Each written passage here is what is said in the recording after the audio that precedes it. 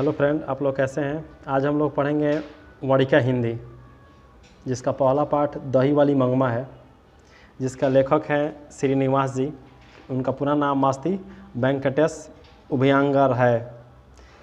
इसमें सबसे पहले इसका कहानी तो हम सुना चुके हैं, जो कहानी पढ़े होंगे उसके लिए तो क्वेश्चन आंसर याद करना बहुत आसान हो जाएगा, क्योंकि ये बहुत आसान भाषा में, जैसे कहानी है उसी भाषा में क्या है इसका क्वेश्चन आंसर भी है।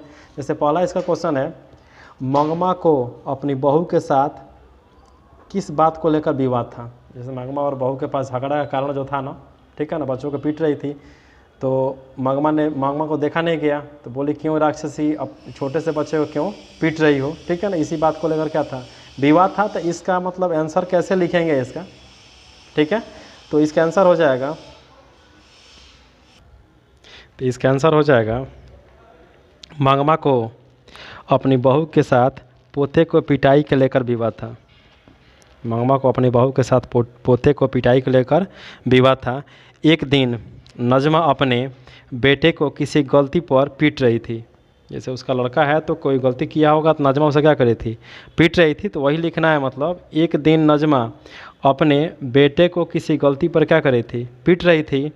तो मंगमा से जब न रहा गया, जैसे मान ले मंगमा क्या थी, उस लड़के का दादी थी, तब मंगमा से न रहा गया तो उसने बहू से कहा, क्यों रे राक्षसी,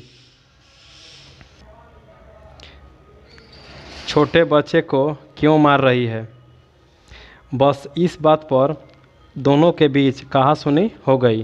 केवल बच्चे के छुड़ाने के क्रम में कहा-सुनी हो गई और दोनों क्या हो गए, उस दिन से क्या हो गए, अलग हो गए। इसका यही क्या हो जाएगा, आंसर हो जाएगा। अब देखिए 2 नंबर क्वेश्चन। 2 नंबर क्वेश्चन है, रंगपा कौन था और मंगमा से क्या चाहता था। तो इसका आंसर हो जाएगा, रंगपा मंगमा के गांव का ही एक आदमी था, जो लालची, जुआरी और शौकीन मिजाज का था। लालची भी था, जुआरी भी था और शौकीन मिजाज का था। जब उसे पता चला कि मंगमा अपने बेटे बहू से अलग हो गई है, तो उसने मन में धन का लालच आ गया। जब पता चला उसको जो मंगमा अपने बेटे और बहू से अलग हो गई है, तो उसके मन में क्या हो गया, लालच का कीड़ा क्या हो गया, जाग गया, यानी कि उसके मन में लालच आ गया और उससे पैसे कर्ज मांगता है, यानी कि वह पैसे उससे कर्ज मांगने का क्या किया था, मन बना लिया। ठीक है, इसका आंसर क्या हो जाएगा, यही हो जाएगा। ऐसा बात नहीं है जब आप एक पन्ना लिखिएगा इसके बारे में तभी नंबर मिलेगा, ठीक है ना। और बस कम शब्द में, ठीक है ना, उसके बारे में सटीक शब्द लिख दीजिए, उसी से आंसर उसका क्या हो जाएगा, ठीक है। अगला देखिए अब 3 नंबर क्वेश्चन।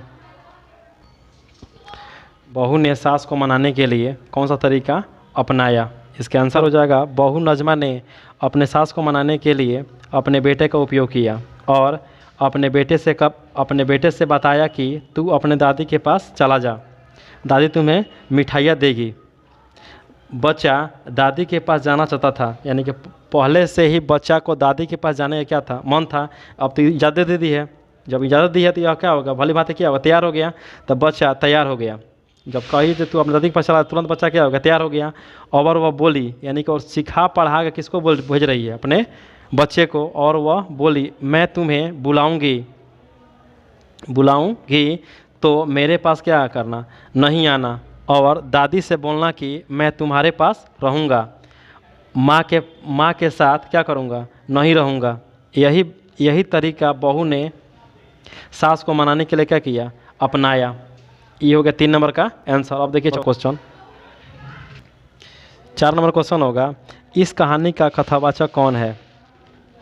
इस पर क्या कीजिए, विचार कीजिए। तो इसका आंसर हो जाएगा एकदम सटीक आंसर, इस कहानी का कथावाचक बेंगलुरु में रहने वाली एक महिला है।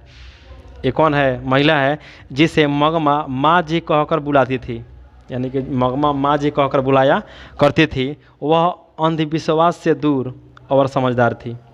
अंधविश्वास यानी कि अंधविश्वास पर भरोसा क्या करती थी, नहीं करती थी, लेकिन कौन जी थी, वह समझदार भी थी उसके साथ साथ, तथा संस्कारिक परिस्थितियों को भली भांति समझती थी, जो मंगमा को भी समझाया करती थी कि मंगमा गलत काम क्या करना चाहिए, नहीं करना चाहिए, चाहे किसी बारे में गलत चीज़ नहीं सोचना चाहिए। इस सब के बारे में क्या करती थी, मंगमा को समझाती भी थी। ठीक है, अगला देखिए 5 नंबर क्वेश्चन। 5 नंबर क्वेश्चन है, मगमा का चरित्र चित्रण कीजिए। तो इसका आंसर हो जाएगा, मगमा एक विधवा औरत थी।